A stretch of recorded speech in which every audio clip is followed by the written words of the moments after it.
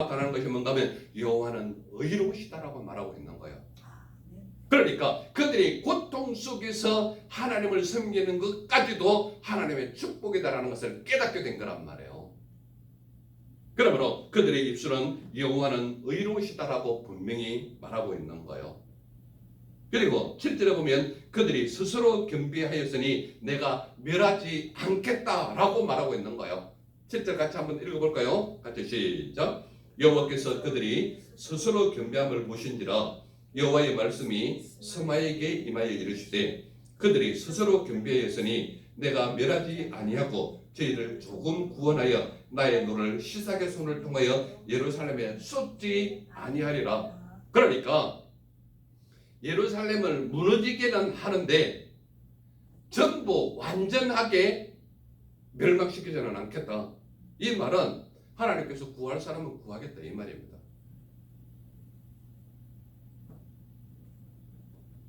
그들이 스스로 겸비하였으니 내가 멸하지 않겠다. 이 말은 하나님은 하나님의 말씀을 듣고 난 이후에 그들이 회개하기만 하면 하나님 제가 잘못했습니다라고 고백하기만 하면 모든 일을 얻게 하시고 회복하게 하시는 하나님, 자비로우신 하나님이 우리가 믿는 하나님이시다라는 것을 말씀을 통하여 나타내시는 하나님이시다 이 말이에요. 그러므로 하나님의 말씀이 나에게 무엇을 말씀하시든지 간에 그 말씀을 깨닫고 하나님께로 돌아오는 자는 하나님께서 구원하시겠다라고 말하고 있는 거예요. 이것이 바로 우리에게 말씀하시는 그들이 스스로 겸비하였으니 이 말은 스스로 낮아지고 스스로 하나님 말씀에 굴복하여지고 하나님 말씀에 나를 낮추는 사람은 하나님께서 그를 높이시겠다라고 말하고 있는 거예요. 그렇기 때문에 세 번째로 나타나는 관점이 이스라엘 방백들과 왕이 스스로 겸비하였다라는 관점을 우리에게 알려주고 있다 이 말입니다. 그런데 하나님은 분명하게 죄는 죄고 아닌 것은 아닌 것이라고 나타내는 하나님이 우리에게 정확하게 그분의 의도를 나타내시는데 뭐라고 말하는가 하면 8절에 보면 이런 말이 있습니다. 그러나 그들이 시삭의 종이 되어 나를 섬기는 것과 세상 나라들을 섬기는 것이 어떠한지 알게 되리라 이 말을 하고 있는 거예요. 우리 8절 전체를 한번 한 목소리로 읽어볼까요? 시작. 그러나 그들이 시삭의 종이 되어 나를 섬기는 것과 세상 나라들을 섬기는 것이 어떠한지 알게 되리라 이렇게 말하고 있는 거예요. 그러니까 하나님 앞에 죄를 지은 것은 죄값을 치르는 기회를 꼭 제공하는 거예요. 이 르호보암이 여호와의 율법을 버렸기 때문에 그 버린 것에 대해서 완전 멸망시키지는 않겠지만 시삭의 손을 그들에게 빌려서 그들이 시삭의 종이 되긴 하는데 완전히 멸하지 않고 살리기는 해주는데 그들이 죄를 스스로 겸비하는 모습을 하나님께서 보셨기 때문에 그런데 죄의 대가는 반드시 치르게 하시거든요. 그래서 하나님께서는 그들에게 무슨 말을 하는가 하면 그러나 그들이 시삭의 종이 되어 이 말은 그들이 죽이지는 않겠지만 시삭의 종은 된다라는 걸 말하고 있는 거예요. 왜냐? 여호와의 율법을 버린 대가는 치러야 되는 것이거든요. 그래서 그들이 시삭의 종이 되어 나를 섬기는 것과 나는 누구예요? 여호와 하나님이시거든요. 그리고 세상 나라들을 섬기는 것, 이 말은 뭐예요? 하나님을 알지 못하는 저들 왕들을 섬기는 것과 너희들이 비교하게 된다는 거예요.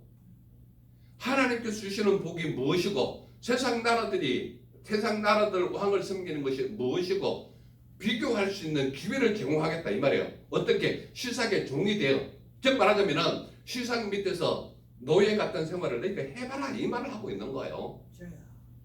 이해가 되십니까? 저를 따라오고 계시지요?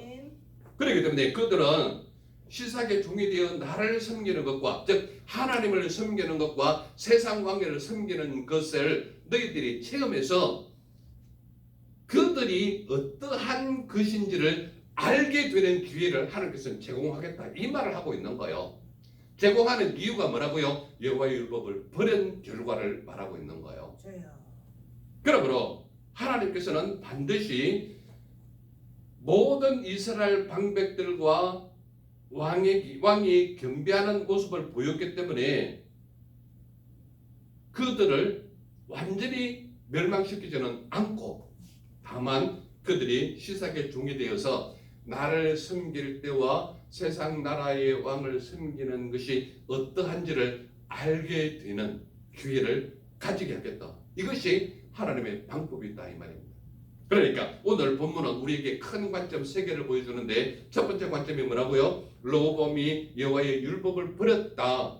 그렇기 때문에 너희가 나를 버렸으니 나도 너희를 시삭의 손에 넘기겠다. 이것을 두 번째 관점으로 보이고 세 번째는 뭐예요? 이스라엘 방백들과 왕이 스스로 겸비하였다. 라는 관점까지 우리에게 보여주시는 것이다. 그러나 하나님은 죄를 저지른 것에 대한 대가는 치르게 하신다. 그 대신 하나님께서 우리에게 뭐라고 말씀하십니까? 나를 섬기는 것과 세상 나라를 섬기는 것이 어떠한지를 알게 되는 기회를 너희에게 주겠다. 이 말을 하고 있는 거예요. 그렇다면 오늘을 살아가는 사람들은 왜 맞고 나야 겸비할 수밖에 없을까요? 말하자면 쉽게 말하면 이런 거예요. 왜 꼭 한 대 맞아야 겸비하여질까? 이런 질문이에요. 왜 그럴까요? 맞기 전에는 고통을 몰라요.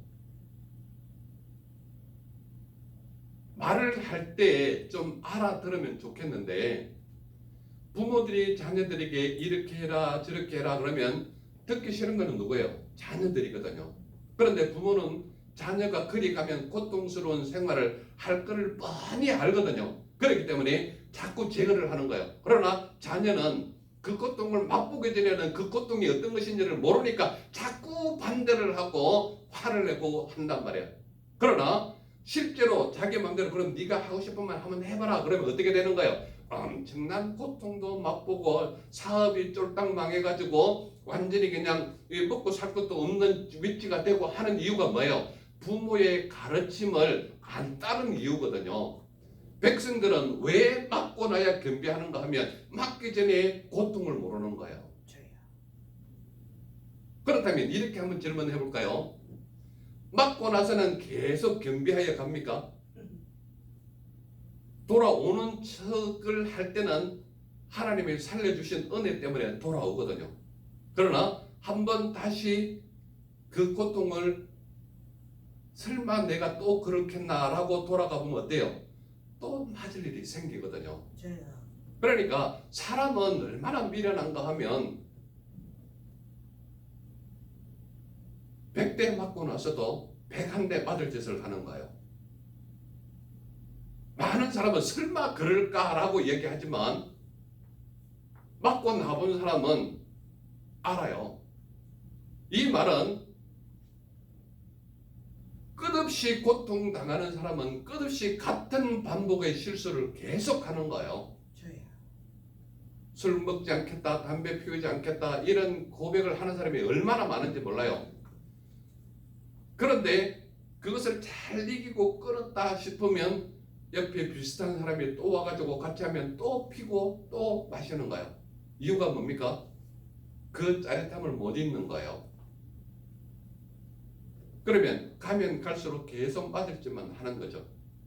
몸에 병이 들어서 맞고 뭔가가 힘든 일을 당해서 맞고 그러한 일을 할 때 잠시 겸비하는 것 같지만 돌아서면 또 하나님을 배반하는 일이 얼마나 많은지 모릅니다.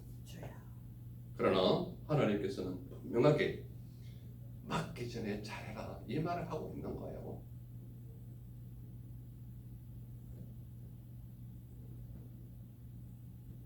많은 사람들이 왜 그렇게 맞을 짓을 계속하는가 하면 고통 속에도 신앙생활이 얼마나 복된 것인지를 모르기 때문에 그런 거예요.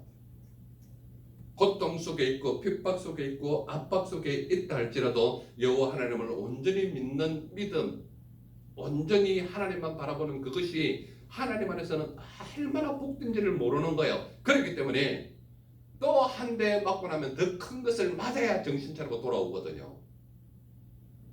그러므로 고통 속에도 신앙생활 하는 것이 얼마나 복된 것인지 모를 때는 자꾸 넘어질 수밖에 없다. 그러니 연약한 사람이 얼마나 미련한 것인지는 맞고 나면 깨달아지는데 오래 가지 못하는 것이 더 문제다 이 말입니다. 그리고 제가 앞에도 얘기했지만 맞고 나서도 또 맞을 행동을 계속하는 것이 인간의 연약함에서 나오는 것이거든요. 그것은 결과적으로 맞고 나서도 또 맞을 짓을 한다는 것은 무엇을 잊어버리기 때문에 그렇습니까? 하나님의 사랑을 잊기 때문에 그런 거예요.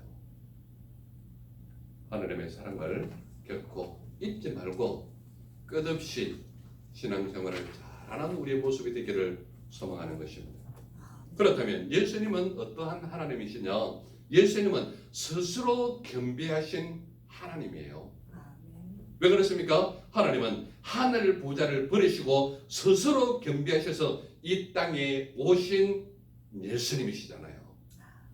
그러므로 그분은 하늘의 보좌에 그냥 계셔도 어느 누가 하나님을 왜 그 자리에 있습니까? 라고 말할 사람이 단 한 사람도 없는 거예요. 그러나 예수님은 하늘 보좌를 스스로 버리고 자기 자신 스스로가 겸비하셔서 이 땅에 오신 하나님이 우리가 믿는 예수님이시다 이 말이에요. 그리고 무엇보다도 예수님은 율법을 폐하러 오신 것이 아니라 완성하러 오신 분이 예수님이시잖아요. 그렇기 때문에 그분은 그 어떤 것을 요구한 것이 아니라 자기 스스로 우리를 위하여 화목제물로 돌아가시려고 이 땅에 오신 분이 바로 우리가 믿는 예수님이시다. 그리고 그 예수님은 그는 빌립보서 2장 6절에 보면 이런 말씀이 있습니다. 그는 근본 하나님의 본체시나 하나님과 동등됨을 취할 것으로 여기지 아니하시고 이렇게 말하고 있는 거예요. 그러니까 예수님은 아버지와 동등하신 하나님이시지만 동등됨을 취하지 않으시고 스스로 아들의 입장에서 아버지를 높이시는 분이 우리가 믿는 예수님이시다. 그러므로 예수님은 어떠한 하나님이시냐? 예수님은 스스로 겸비하신 하나님이 우리가 믿는 예수님이시다 이 말입니다. 그렇다면 오늘 저와 우리 모두는 믿음의 사람인데 믿음의 사람은 어떻게 살라고 말하고 있는 거예요? 믿음의 사람은 스스로 겸비함의 삶을 살아라 이 말을 하고 있잖아요. 저와 우리 모두는 예수 그리스도를 믿는 믿음의 사람으로서 믿음의 사람은 스스로 겸비하는 자의 삶이 우리의 삶이 되어야 한다 이 말을 하고 있잖아요. 어떻게 스스로 겸비해야 됩니까? 여호와의 율법을 지키는 삶으로서 스스로 겸비함을 지키는 삶이 우리의 삶이 되어야 된다 이 말입니다. 그러나 우리가 분명히 알아야 할 것은 율법을 다 지킨다고 해서 구원받는 건 아닙니다. 구원은 전적으로 예수 그리스도의 은혜고 예수 의그리스도를 믿는 믿음으로 구원을 얻는 것이지 율법을 완벽하게 지킨다고 해서 구원받는 건 결코 아니다.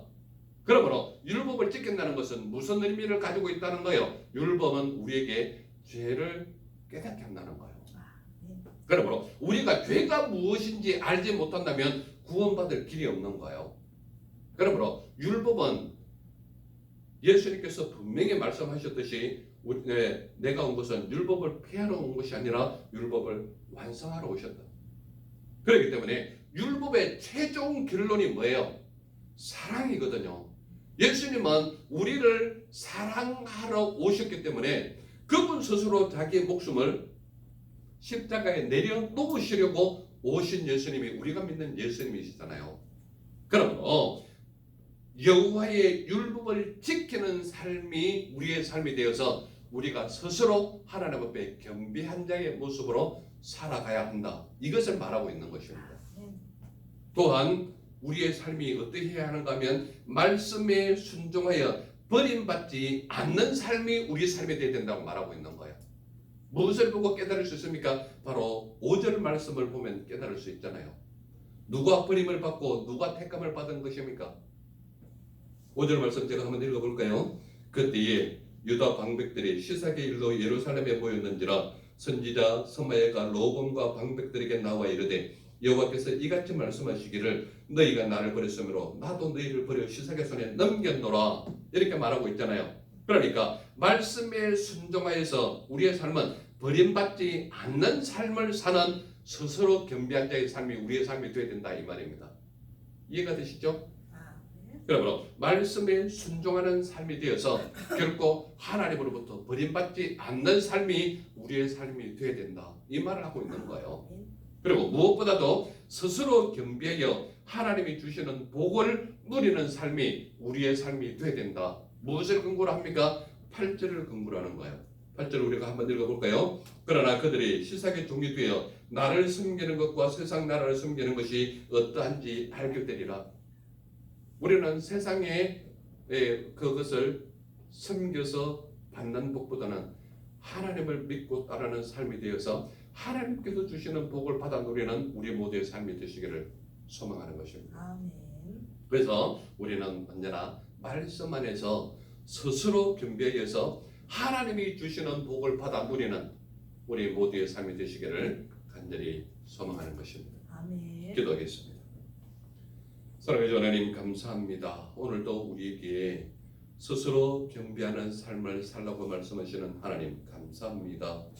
우리는 부족하고 연약하여 세상 속에 넘어질 수밖에 없는 존재이오나 하나님 말씀을 순종하는 자의 모습으로 살게 하여 주셔서 하나님께서 주시는 복을 받아 누리는 믿음의 종들의 순종함이 우리에게 있게 하옵소서. 그러려 우리가 언제나 하나님 말씀 앞에 스스로 경배하는 자의 삶을 살아서 하나님께서 주시는 복을 받아 누리는 우리 모두의 삶이 되게 하옵소서. 아멘. 나를 보내주신 주 예수님 이름으로 감사하며 기도드렸사옵나이다. 아멘.